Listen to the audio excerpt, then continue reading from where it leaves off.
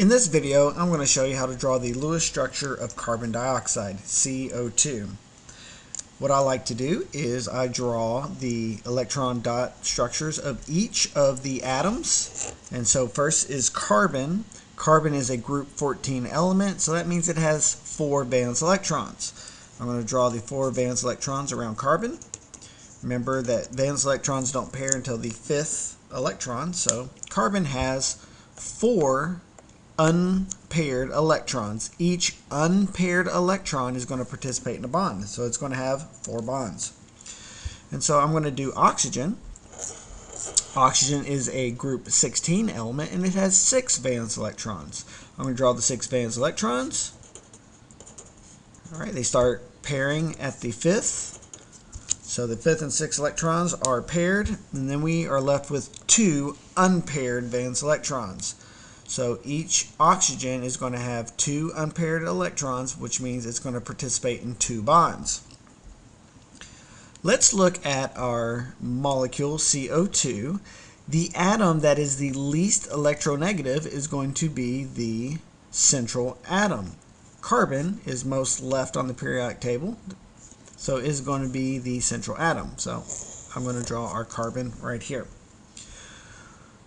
As I analyze our oxygens that needs 2 bonds each, and we have 2 oxygens in this molecule, that means each oxygen is going to be bonded twice to our carbon. So there's going to be a double bond.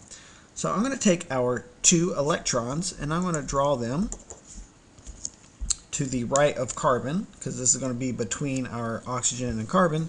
And these are the 2 unpaired electrons that need to be shared. Now, I'm going to draw our oxygen and put our lone pair electrons that are not participating in the bond on the outside.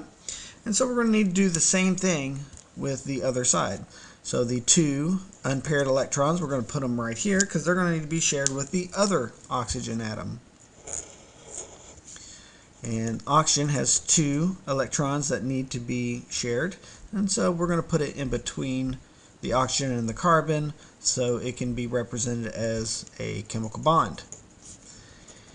Now that I have the electron dot structure, I can visualize where all my electrons are. I use this to draw my Lewis structure. And so what I'm going to do for this is anytime I have electrons that are participating in a bond, I'm going to represent every 2 electrons with a line. All right? And so that represents 2 electrons for a bond.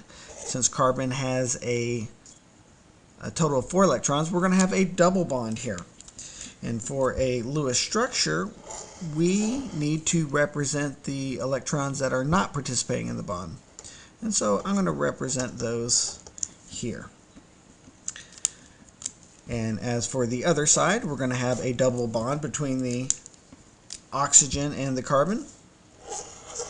And then we're going to represent the lone pair electrons that are outside of the oxygen, outside of the bonds. Now let's double check to make sure that we have a total of 8 electrons represented for each atom, so we can say that they fulfill the Octet Rule. All right. Each bond represents 2 electrons, so we have 1, 2, 3, 4, then 5, 6, 7, 8 electrons for our oxygen. And for our carbon, let's look, we have 1, 2, 3, 4, 5, 6, 7, 8 for our carbon. And again, let's check for our other oxygen. We have 1, 2, 3, 4, 5, 6, 7, 8.